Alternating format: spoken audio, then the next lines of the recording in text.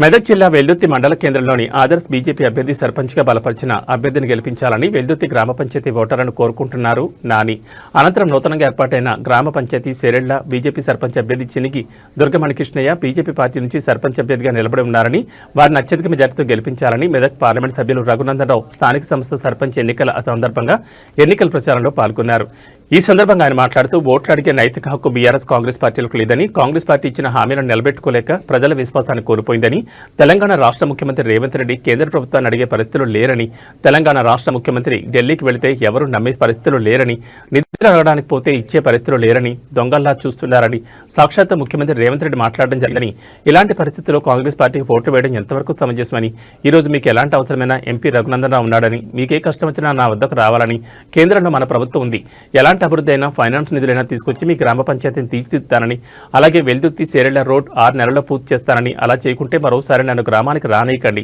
మీ సమస్య నా సమస్యగా భావించి చిన్నంగి దుర్గమణికృష్ణయ్యని జరగబోయే స్థానిక సర్పంచ్ ఎన్నికల్లో అత్యధిక మెజార్టీతో గెలిపించి మీ గ్రామ అభివృద్ధికి నేను తోడుంటానని అన్నారు. ఈ కార్యక్రమంలో మరిచిన నాయకులు బుచ్చయ్య యాదవ్, ఏ శ్రీనివాస్ గౌడ్, బీజేపీ వెల్దుర్తి మండల అధ్యక్షులు దాసు, పెద్ద ఎత్తున గ్రామ ప్రజలు పాల్గొన్నారు.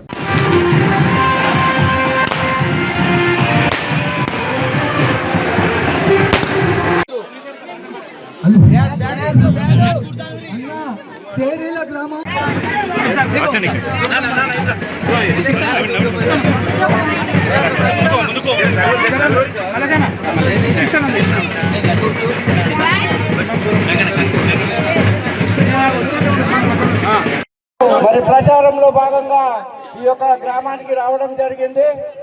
మరి ఈ యొక్క చేరిల గ్రామాన ప్రజల ఆదరణ చూస్తే మనము గొప్ప మెజార్టీతో తప్పక గ్రామాన్ని ఉద్దేశించి ఎంపీ మాధవరెడ్డి రఘునందనరావు గారు మాట్లాడవలసిందిగా